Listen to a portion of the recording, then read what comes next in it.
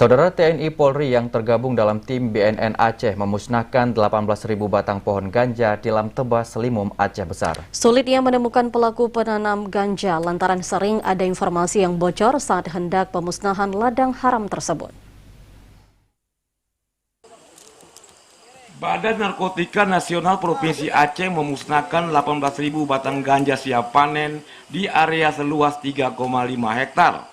Pemusnahan pohon ganja dengan cara dicabut dan dibakar.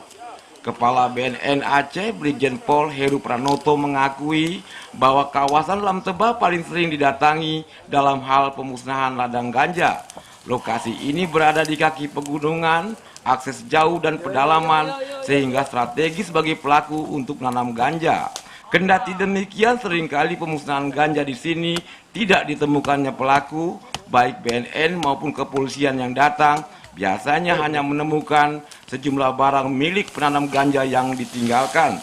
PLT Kabid Pemberantasan BNNP Aceh AKBP Mirwazi mengatakan penanam ganja di lokasi ini biasanya hanya membawa pulang sampel satu pohon. 3 bulan ke depan sudah panen, baru dia datang lagi. Bahkan ketika kita datang bisa jadi ada orang yang telah lebih dulu memberitahu informasi. Kebiasaan modus mereka begitu, habis dia tanam, dia bawa sampel tanamannya ke rumahnya.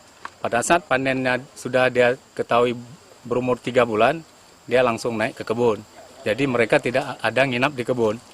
Apabila kita melakukan pemusnahan di kebun, dan mereka ada informasi-informasi dan informannya dari daerah di setempat.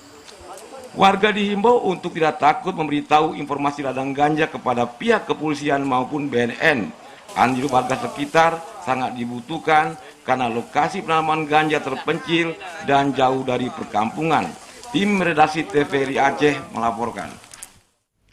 Saudara Gubernur Aceh Nova